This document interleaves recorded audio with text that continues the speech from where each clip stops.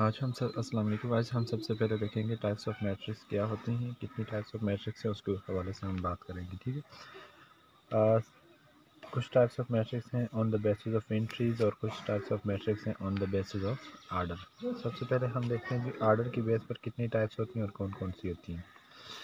सबसे पहले मैं दोबारा बता देता हूँ कि आर्डर आपके पास क्या होता है, M by N. M stand for number of row और रो इस तरह से होती है। N stand for number of column और कॉलम इस तरह से होते हैं। फॉर एग्जांपल मैं एक मैट्रिक्स लिखता हूँ, इसके अंदर चेक करता हूँ रो कितनी है, कॉलम कितनी है, आर्डर क्या है इसका। तो इसके अंदर इस तरह से कितनी रो बन रही है, ये 2 बन रही है। कॉलम इसके अंदर इस तरह से कितने बन रहे हैं, 3 बन रहे हैं। तो इसको हम क्या कहेंगे, ये मैट्रिक्स है आर्डर 2/3 का। इसी तरह से हम देखेंगे कि अभी हमारे पास जो है आर्डर की बेस पे कितनी टाइप्स होते हैं। सबसे पहली टाइप्स इसके अंदर आती है rectangular matrix, rectangular square matrix आते हैं। इसी के साथ हमारे पास 2 मज़ीद और टाइप्स आती हैं इसकी, उनको देखते हैं कि वो कौन सी 2 टाइप्स आती हैं। ठीक है। एक टाइप्स का नाम है रो मैट्रिक्स और दूसरी टाइप का नाम है कॉलम मैट्रिक्स। कॉलम मैट्रिक्स है रो मैट्रिक्स।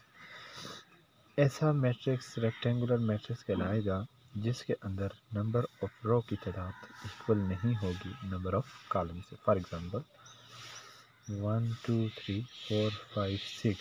ठीक है। अब देखें इसमें नंबर ऑफ रो आपके पास कितनी है जी, 2 है। नंबर ऑफ कॉलम इसके अंदर कितने है जी, 3 है। तो m is not equal to m। तो इस मैट्रिक्स को हम क्या कहेंगे, ये कौन सा मैट्रिक्स है, रेक्टेंगुलर मैट्रिक्स। जिस मैट्रिक्स में रो और कॉलम की तादाद आपस में इक्वल ना हो उसे हम क्या कहते हैं, रेक्टेंगुलर मैट्रिक्स। अब यहाँ पर इसको मैं REC, rectangular, R stand for row, C stand for column, E stand for equal, but आपने क्या कहना है कि ये इक्वल नहीं है। ठीक है। Square matrix. अब यहाँ पर देखें दूसरा मैट्रिक्स है स्क्वायर। इसके लिए सिंपल कंडीशन है कि अगर इक्वल हो जाए तो वो आपके पास कौन सा मैट्रिक्स होता है, square matrix. For example 1 2 3 4, how many rows are there, 2 and columns also 2। तो ये 2/2 के इस मैट्रिक्स को हम क्या कहेंगे, कौन सा मैट्रिक्स है, स्क्वायर मैट्रिक्स। जिसमें रो और कॉलम की तादाद इक्वल होती है उसे हम क्या कहते हैं, ये कौन सा मैट्रिक्स है, स्क्वायर मैट्रिक्स। और जिसमें इक्वल नहीं होती उसे हम क्या कहते हैं, रो रेक्टेंगुलर मैट्रिक्स। अभी हम चलते हैं आगे रो की तरफ। As the name indicated row matrix, तो इसका मतलब जिसके अंदर ऐसा मैट्रिक्स जिसका आर्डर ये हो 1/n, इसका आर्डर आपके पास क्या हो m/1। तो नाम यहाँ देख लें, इससे ज़ाहिर हो रहा है कि जिसके अंदर एक रो और जितने भी कॉलम हो उस मैट्रिक्स को आप क्या कहेंगे, row matrix. 4 5, how many rows are there, only 1। How many columns, 1 2 3 4 and 5। तो इस मैट्रिक्स को हम क्या कहेंगे, कौन सा मैट्रिक्स है, रो मैट्रिक्स। अगला हम देखते हैं कि कॉलम मैट्रिक्स क्या होती है। कॉलम मैट्रिक्स आपके पास देखें, इसके अंदर रो जितनी भी हो, कॉलम इसके अंदर 1 हो, इस मैट्रिक्स को हम क्या कहेंगे, रो कॉलम मैट्रिक्स। कितनी रो है इसके अंदर, 3 रो।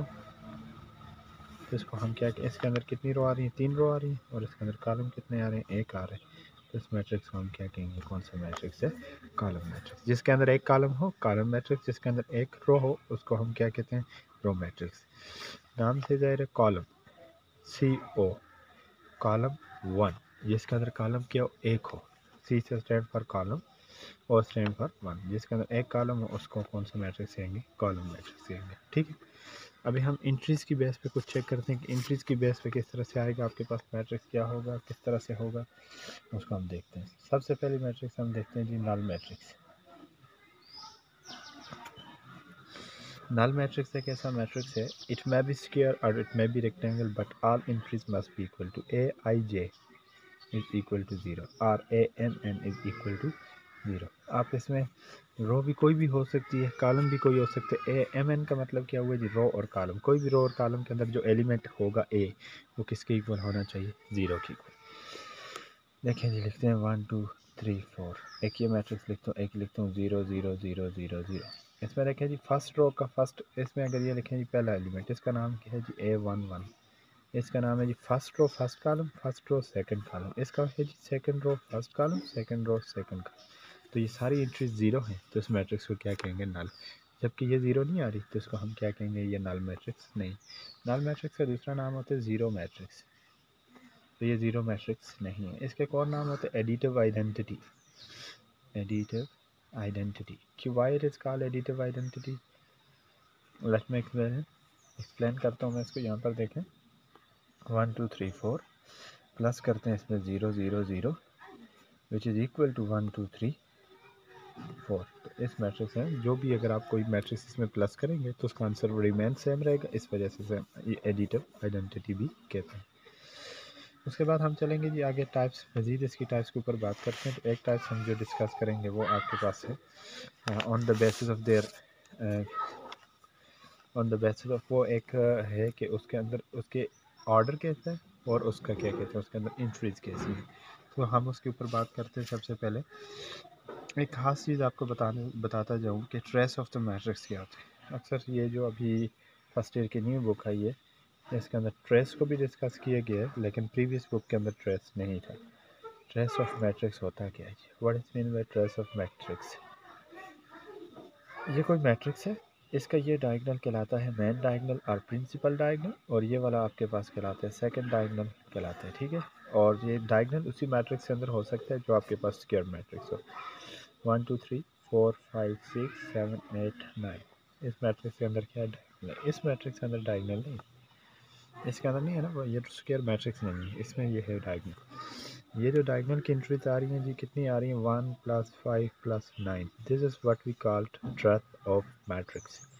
15 आ गया तो इसको हम क्या कहते हैं, क्या trace of matrix. Trace of matrix का मतलब क्या हुआ, आपने किसी भी मैट्रिक्स के अंदर उसकी जो डायगोनल वाली एंट्रीज हैं उनको अगर प्लस करते हैं तो उसको आप क्या कहते हैं, ये क्या है, ट्रेस ऑफ मैट्रिक्स आता है, ठीक है।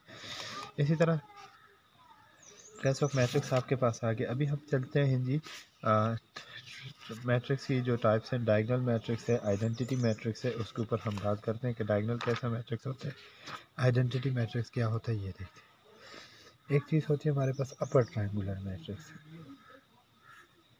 एक होता है लोअर ट्रायंगुलर मैट्रिक्स। एक अपर ट्रायंगुलर है और दूसरा कौन सा आ गया, लोअर ट्रायंगुलर मैट्रिक्स। ये वो मैट्रिक्स है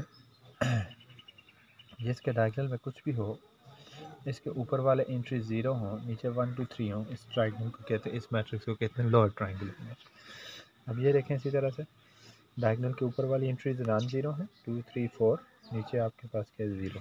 इसे अपर ट्रायंगुलर मैट्रिक्स कहेंगे और इसे क्या कहेंगे, लोअर ट्रायंगुलर। जब इन दोनों को हम कंबाइन करेंगे हमारे पास किस तरह का मैट्रिक्स बनेगा, ऊपर वाले भी 0 नीचे वाले भी 0। इस मैट्रिक्स को क्या कहेंगे, ओनली ट्रायंगुलर मैट्रिक्स। इस मैट्रिक्स का नाम होगा ट्रायंगुलर मैट्रिक्स, ठीक है। अब ये ट्रायंगुलर मैट्रिक्स जो हमारे पास आया है इसकी आगे मज़ीद टाइप्स हैं, उसके ऊपर हम बात करते हैं। एक मैट्रिक्स आता है आइडेंटिटी मैट्रिक्स, आइडेंटिटी मैट्रिक्स। दूसरा मैट्रिक्स आता है जी डायगोनल मैट्रिक्स, और तीसरा आपके पास आता है जी स्केलर मैट्रिक्स। स्केलर की स्पेशल टाइप्स है, उसका नाम है आइडेंटिटी मैट्रिक्स, ठीक है। लेट मी टेल यू, एक ऐसा मैट्रिक्स जो ट्रायंगुलर मैट्रिक्स की टाइप्स है, it's mean that other than the diagonal entries are 0 in a diagonal identity 1 होना चाहिए इसके अंदर, तो इस मैट्रिक्स को आप क्या कहते हैं, आइडेंटिटी मैट्रिक्स। ऐसा matrix what ever the order is, it must B square matrix, और इसके डायगोनल के अंदर आपके पास एलिमेंट्स होने चाहिए 1 होने चाहिए, other than that it must be equal to 0। इस मैट्रिक्स को identity matrix. Here we have diagonal matrix other than entries, diagonal entries are 0, mean to say that it is a type of triangular matrix. So here we have 2 3 4. In case of scalar matrix,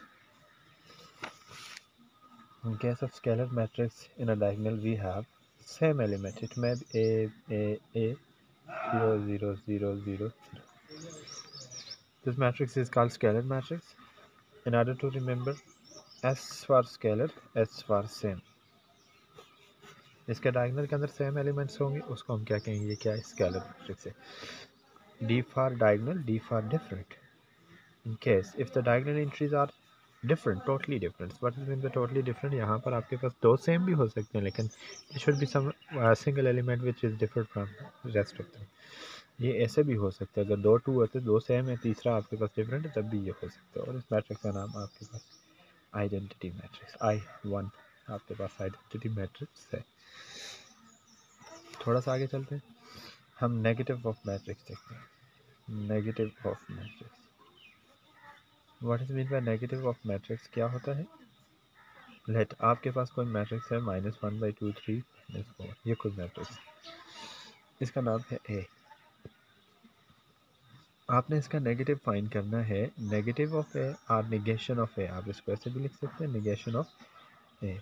तो ये इसका उलट हो जाएगा, इसका sign अगर minus है तो प्लस, प्लस है तो क्या हो जाएगा? माइनस हो जाएगा। ये -1 +1 2 -3, इफ अगर कोई साइन नहीं है तो फिर प्लस होता है उसके साथ +4। तो इस मैट्रिक्स हम क्या कहेंगे? Negative of matrix.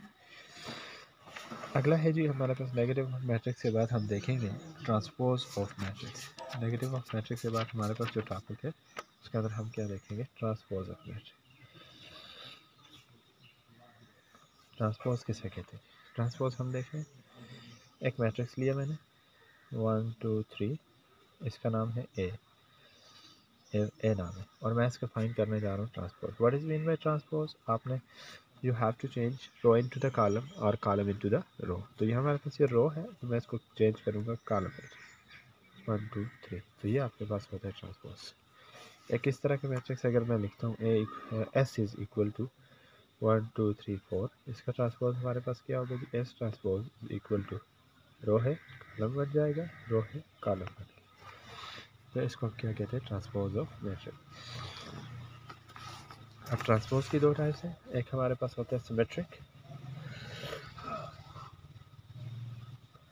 और एक होता है हमारे पास स्क्यू सिमेट्रिक। हम दोनों की कंडीशन चेक करेंगे, स्क्यू सिमेट्रिक कब होगा और आपके पास सिमेट्रिक कब होगा। ये कोई मैट्रिक्स है, मैं इसका ट्रांसपोज लेना चाह रहा हूँ, तो ये रो है, इसके अंदर क्या बन जाएगा जी? कॉलम बन गया। ये रो है, क्या बन गया जी? कॉलम बन गया। देखिए फिर वही आ रहा है, तो इसका मतलब अगर किसी मैट्रिक्स का ट्रांसपोज उसके इक्वल आ जाता है, किसी भी मैट्रिक्स का ट्रांसपोज उसके इक्वल आ गया, तो इसका मतलब ये होगा ये मैट्रिक्स आपके पास कौन सा है? सिमेट्रिक। ये मैट्रिक्स आपके पास फिर क्या क्या कहलाएगी? कौन सा मैट्रिक्स आपके पास आ गया? Symmetric matrix. एक और करके मैं ट्राई करके आपको बताता हूँ। बी इज इक्वल टू 2 3 4 5, इसका ट्रांसपोज ले, बी का ट्रांसपोज 2 3 4 5, तो ये उसके इक्वल आ रहा है? नहीं आ रहा, तो B transpose is not equal to B, तो ये सिमेट्रिक नहीं। सिमेट्रिक का ये मतलब है आप अगर किसी मैट्रिक्स का ट्रांसपोज लें और फिर वही आ जाए, उसे हम सिमेट्रिक कहते हैं। अगली चीज़ है skew symmetric. What is mean bye skew symmetric? एक मैट्रिक्स है आपके पास,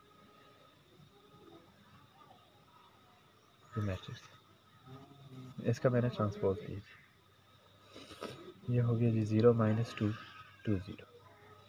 देखें वही मैट्रिक्स आ रहा है, जस्ट साइन का मसला आ रहा है, यहाँ पर माइनस आ रहा है और यहाँ पर माइनस इधर नीचे आ गया। तो माइनस को शिफ्ट करना, माइनस के साथ मल्टीप्लाई करें और माइनस से कॉमन लें, माइनस कॉमन लें, 0 0 तो इसी तरह से रहेंगे, नॉट अफेक्टेड। ये प्लस है तो क्या हो जाएगा? माइनस से माइनस है तो क्या हो गया? प्लस। तो इसका मतलब ए का ट्रांसपोज इक्वल टू आ गया नेगेटिव ऑफ ए, तो इसको आप क्या कहते हैं? कौन सा मैट्रिक्स आ गया? Skew symmetric. इस मैट्रिक्स को क्या कहेंगे? Skew symmetric. अच्छा, जितने भी मैट्रिक्स हमने डिस्कस किए इसके अंदर टोटली रियल वैल्यू थी, तो इसका रियल वैल्यूड मैट्रिक्स भी आप कह सकते हैं। आगे चलेंगे, एक और दो मैट्रिक्स की दो टाइप्स मजीद जो आपके साथ डिस्कस करनी है। अभी इक्वल की बात की तो यहाँ से हम देख लेते हैं इक्वल मैट्रिक्स किसे कहते हैं।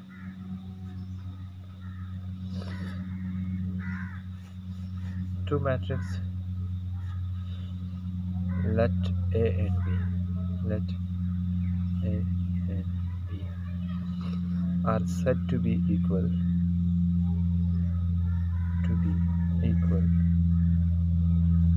if both have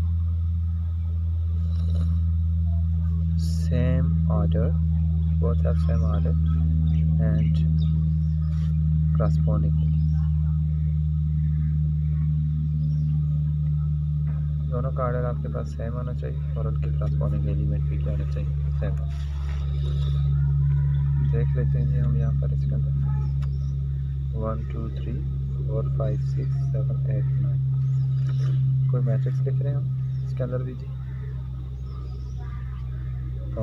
इसका आर्डर क्या है जी 3/3, इसका आर्डर भी क्या है जी 3/3, तो दोनों का आर्डर सेम ये आपके पास। अब ट्रांसपोर्टिंग एलिमेंट का मतलब पहले के मद में पहला होना चाहिए, दूसरा दूसरा, तीसरा तीसरा, मतलब ये 1 है तो इधर भी 1, 2 है इधर भी 2, 3 है इधर भी 3, 4 5 6 7 8 9, तो ये मैट्रिक्स आपके पास क्या खिलाएगा, इक्वल मैट्रिक्स। अगर ऐसे हो जाता है 1 2 3 4 इक्वल टू 2 4 1 3, ये मैट्रिक्स आपके पास देखेंगे इसके अंदर क्या है जी, आर्डर इसका 2/2 है, इसका आर्डर भी 2/2 है, लेकिन ये आप में से 1 है इधर 2 है इधर 2 है इधर 1 है, तो ये आपके पास इक्वल मैट्रिक्स नहीं है। ऐसे मैट्रिक्स जिसके आर्डर सेम उसको सिंबल से ज़ाहिर करते हैं, और ऐसे मैट्रिक्स को कहा जाता है इक्विवेलेंट मैट्रिक्स, इक्विवेलेंट मैट्रिक्स आपके पास इसको कहते हैं। ठीक है, हमने आज डिस्कस किया जी इक्विवेलेंट मैट्रिक्स क्या होता है, मैट्रिक्स की टाइप्स कितनी थी हमने उसके हवाले से डिस्कस किया,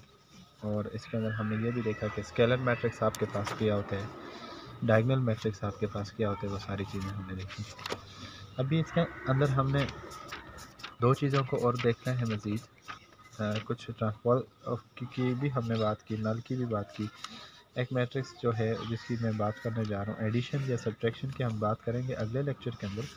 आज के लेक्चर के अंदर हमने सिर्फ टाइप्स को देखना था, और फिर इसके बाद जो मैट्रिक्स के ऊपर ऑपरेशन होते हैं कि ये कौन कौन सा मैट्रिक्स आता है, तो उसको हम नेक्स्ट लेक्चर के अंदर देखेंगे। इसके अंदर हमने सिर्फ ये देखना था कि उसकी टाइप्स कौन कौन सी आती हैं और वो कैसे मैट्रिक्स आते हैं। तो अभी हम देखते हैं कि एक मैट्रिक्स है जी हार्मेशन मैट्रिक्स आपको कहते हैं, इसको हम वो देख लेते हैं हार्मेशन मैट्रिक्स क्या होती है।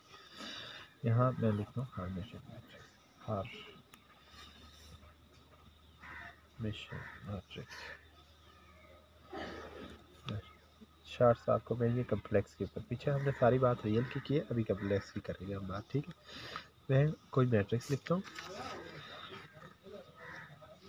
और फिर उसके ऊपर हम बात करते हैं क्या। एक मैट्रिक्स है मेरे पास जी 1 प्लस आयोटा 0 0 1 माइनस आयोटा, इस मैट्रिक्स को मैंने जाहिर किया जी ए से, तो ये आपके पास कम्प्लेक्स मैट्रिक्स है।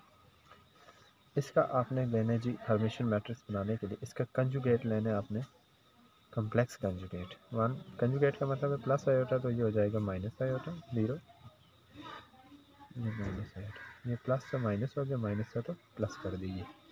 अब इसका आपने ट्रांसपोज लीजिए, ट्रांसपोज आप इसका लेंगे तो देखिए क्या आती है। ये कौन सी मैट्रिक्स है जी, रो मैट्रिक्स। 1 माइनस आयोटा 0, और फिर क्या आ गया 0 1 प्लस आयोटा, देखें वही चीज़ वापस आ रही है। तो इसका मतलब आपके पास ये हुआ, आपने अगर कम्प्लेक्स कंजुगेट लिया और उसको आपके पास कोई भी सी स्क्वायर मैट्रिक्स है आपके पास, तो इसको हम क्या कहेंगे जी, ये जो इसका ट्रांसपोज है वापस उसी के इक्वल आ रहा है, ये वाले दो चीज़ें वापस उसी के इक्वल आ रहे हैं, तो ऐसे मैट्रिक्स को हम क्या कहते हैं, हार्मेशन मैट्रिक्स कहते हैं। अब स्क्वायर मैट्रिक्स हो वो हार्मेशन तभी कहलाता है जब उसका ट्रांसपोज आपके पास उसके इक्वल आ जाता है। ठीक है, उसके मतलब इस चीज़ का ट्रांसपोज आपस में इक्वल आता है, तो इसको हम ये कहते हैं कि ये हार्मेशन मैट्रिक्स होता है। ठीक, फिर हार्मेशन मैट्रिक्स यहाँ तक हमारा आज का लेक्चर, नेक्स्ट में हम देखेंगे मज़ीद क्या होता है इसके अंदर। ठीक है, दैट्स ऑल फॉर टुडे।